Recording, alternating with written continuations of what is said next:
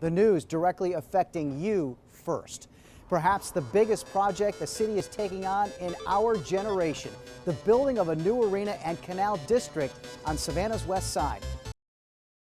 Continuing coverage, Savannah City Council has approved nearly $10 million more in funding to go toward the Savannah Arena project. New tonight, city leaders and neighbors trying to compromise on the future of Savannah. The big topic on the table right now, the city's new arena. People are at the core of it. In terms of events and activities that will be happening at the arena, people are at the core. Communities that are well established, have been well established within the area of the arena, people are at the core. Citywide, we're talking about people.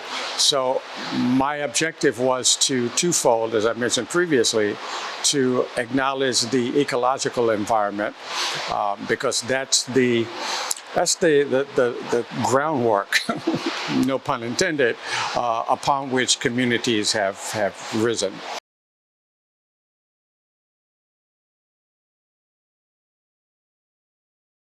Public art serves a very important role in communities, in our society, in our country. And yet there's this mystification of what it is, this mystery as to what public art is.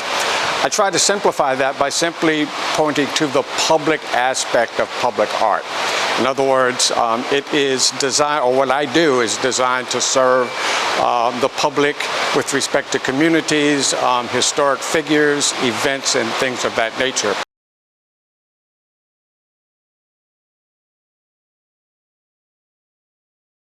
I'm in Waterworks right now, making my way. This historic community, along Styles Avenue, coming up on Gwinnett Street. Historic black community. Go back in time, well, not too far in time, a couple of decades ago. We're gonna make our way to this historic black community, which is the first and only subdivision created by the federal government for black folks. Carver Village.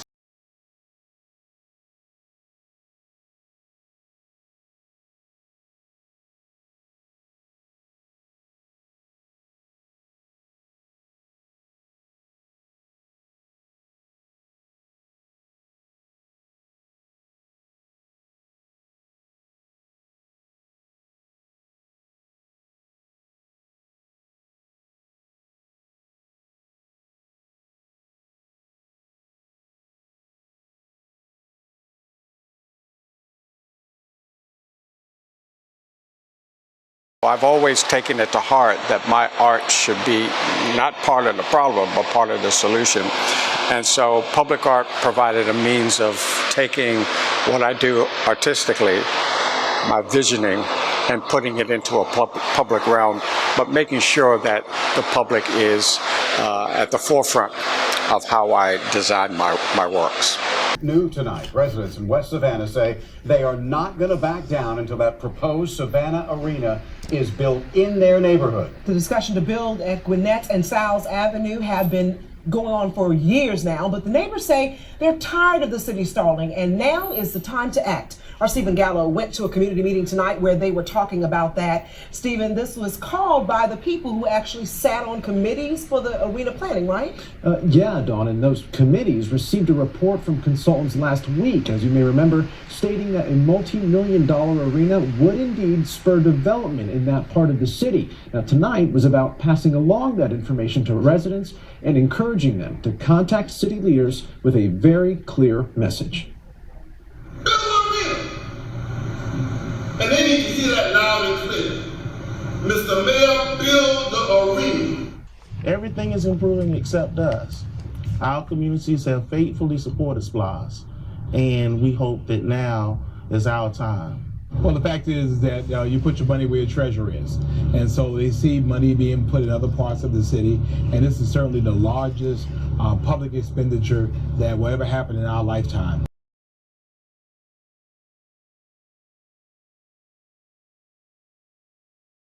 Exciting news for people across the coastal empire.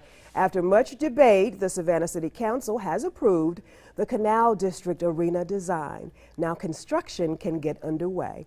News 3's Shayna Ferreira has the new developments. It'll breathe new life into an area that really has been dormant for my entire lifetime and most people in Savannah's lifetime as well. A fresh look for downtown Savannah, the Canal District set to serve as the epicenter for the hostess city. The new arena design plan now a done deal.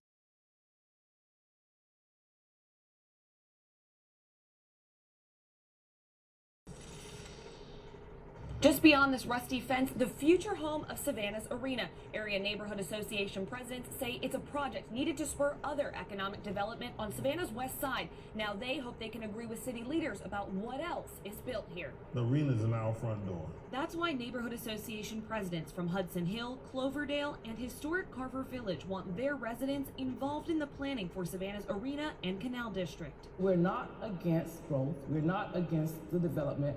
We just insist on smart growth and development because we have a vision for the community that we live in.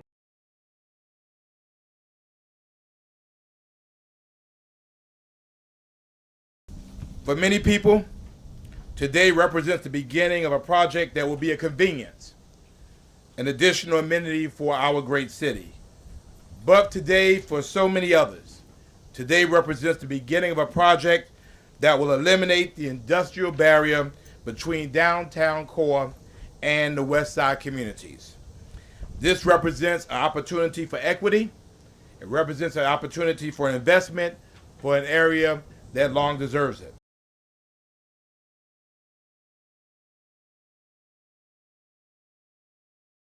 But there were two specific conceptual objectives with this project, which I've taken to heart. One is to acknowledge, to basically signify the fact that there is a natural ecological environment, marshlands, rice fields, things of that nature. So the design essentially as a footprint. I should point out that the artwork extends from under the canopy of the entryway to the arena over to the staircase that goes down to the canal.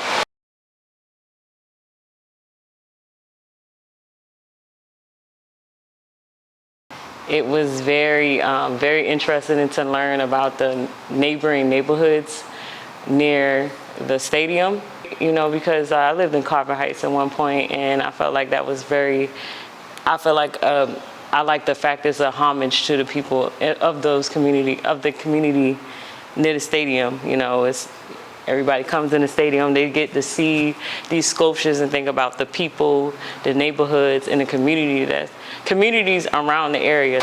The second objective is to dignify, commemorate, acknowledge the traditional African American communities that exist within close proximity, the area of the arena.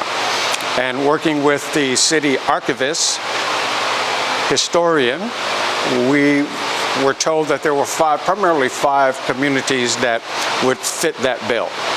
And so those communities are being celebrated by way of 4 tree forms. You could see an example of one here. And each one is emblazoned with one of the names of those communities. The 5th, Carver Village, is to be acknowledged in a circle on the paving plane, giving more presence, giving more of an indication of its importance within the history of this area.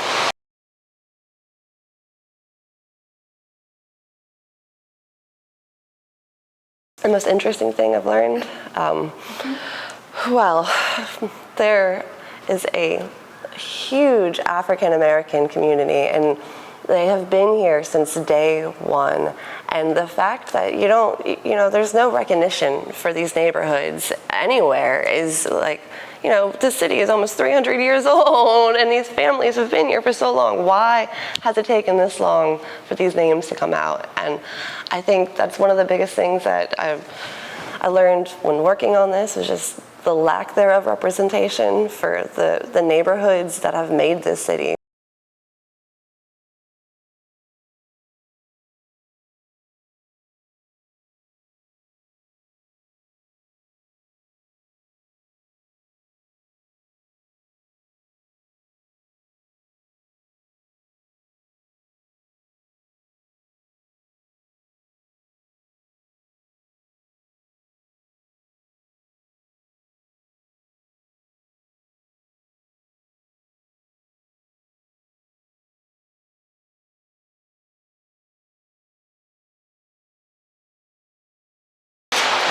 But with respect to the people in those communities, to through history, historical records, researching, to find voice that can be used to specifically talk about how their existence within these communities.